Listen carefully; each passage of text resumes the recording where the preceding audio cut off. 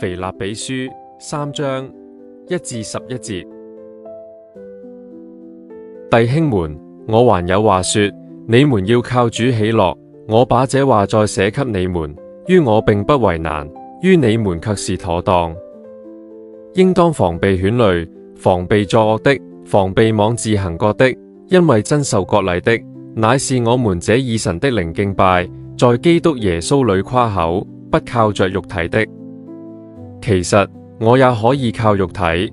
若是別人想他可以靠肉體，我更可以靠着了。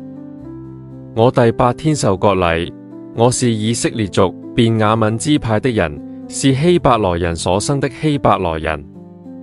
就律法說，我是法利賽人；就義心說，我是逼迫教會的；就律法上的義說，我是無可指責的。只是我先前以為與我有益的，我現在因基督都當作有損的。不但如此，